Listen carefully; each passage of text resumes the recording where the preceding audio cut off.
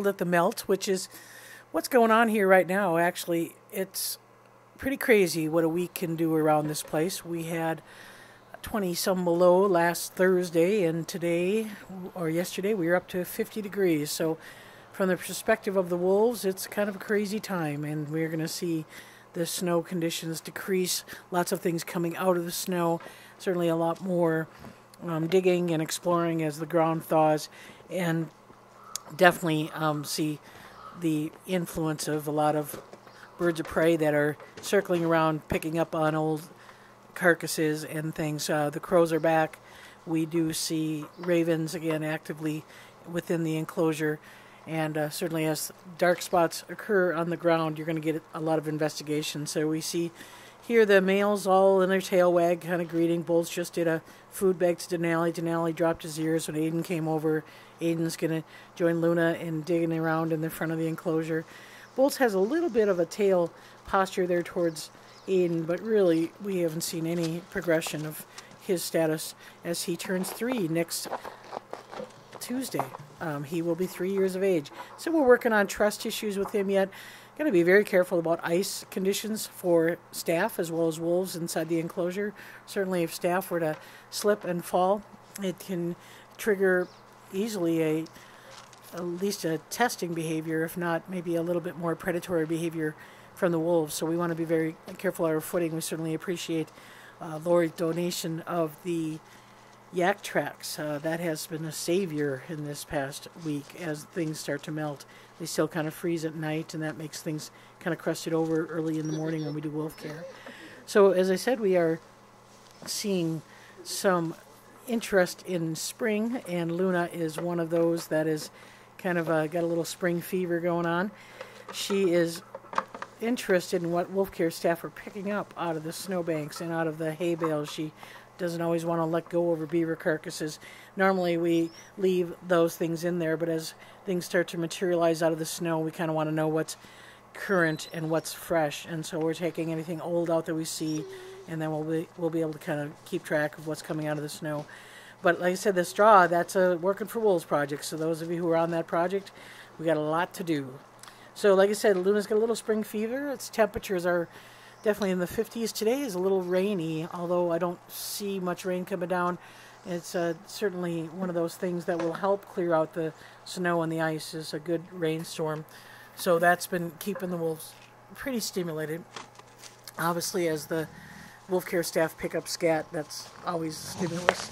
Aiden's just taking it easy. I'm going to do a little bit of interaction with Luna. Like I said, Luna's got a little bit of a spring fever, so she gets into this obnoxious submission that Aiden quickly stops with a snap.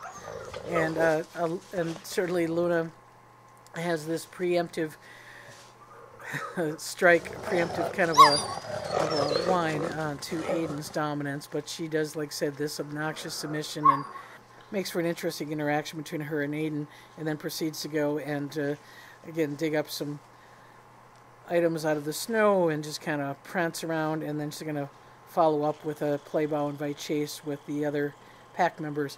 So she's definitely feeling good.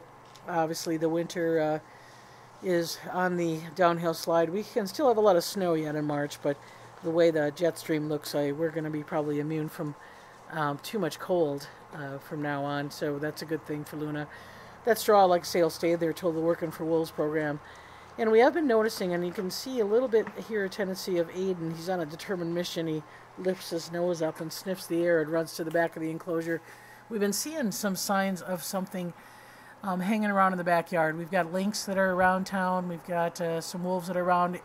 Grizzer's smelling the same thing. On the surveillance cameras, we've been picking up some nighttime howling from Grizzer, always facing away from the pack, facing towards the backside of the enclosure. So that's something that we will kind of keep an eye on. And now obviously tracking gets a little bit harder because we have the crust in the snow, so we can't always see what's been around.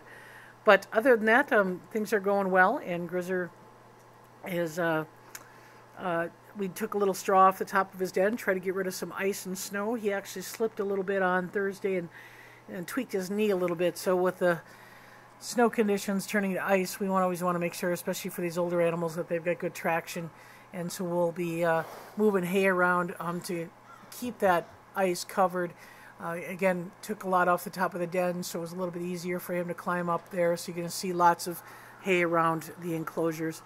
But for the most part, Grizzer's doing extremely well, very, very alert. And again, for our oldest wolf here, going on 11, he shows no sign of declining mentally and nor physically, other than the knee issue, which anyone walking on ice probably can appreciate a knee issue.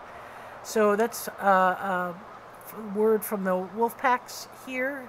So March, it seems like last year we didn't have this kind of melt until May. So we've got a lot of what we call the mud season coming up, when before green up, when things kind of look muddy and less than visually appealing. We're having a fundraiser on Saturday, March 21st, that will help raise funds for a upgrade to the Wolf Lab. And what you're looking at here is the back of the building from the pack holding area where Grizzer is located. And what we're going to do is try to come out 28 feet, half of the width of the building, so that will run all the way over to this vestibule. And the goal is to be able to connect this vestibule, which is in front of Grizzer's area, to the new Wolf Lab addition. And what that'll do is have a kennel inside for the pups and allow the pups to come in and out of this vestibule. For the summer of 2016, Grizzer's going to have to share the front pack holding area with the new puppies. He won't be actually with them. He will be back on the east side. The puppies will be in the pack holding area when they get older until they're introduced into the pack. But basically, that design will allow this vestibule to connect right to the building so animals can come in and out. So if you can envision the benefit of Grizzer coming out of the enclosure into this vestibule and having a gate that goes right into the building, certainly that's going to make his life easier as he gets older. So right now we don't have any way to get an older wolf into the building other than through the main lab door, which is pretty stressful. So if we have some kind of a connected gate that goes to the building, it'll be a lot easier. We'll obviously give the wolves ample time to get used to it and to be able to then, like I say, right from this vestibule holding area that I'm in, go right into the building. And that's what we're looking for. So Grizzer's certainly one of the many who would benefit from that design. So one of the things we're going to do is obviously have the fundraiser here in Ely, but we're hoping to put some silent auction items online to be able to share in this opportunity to help enhance the wolves' lives. So check out Facebook. Hopefully by maybe Tuesday or Wednesday we'll have some more information about that. In addition to the fundraiser, we want to remind you that we have webinars coming up. We start the birthday series of webinars, so that means Bolts actually has a webinar first on March 17th, and then followed by Luna on March 25th, and then Aiden and Denali April 27th, and Grizzer on May 5th, Cinco de Mayo. So if you need to register, if you'd like to register for the webinars, log in to wolf.org, follow the events tab across the top, and you'll see our webinars, both our 1-hour theme-based webinars as well as our enclosure enrichment and feeding webinars. Thanks for watching. Have a good day.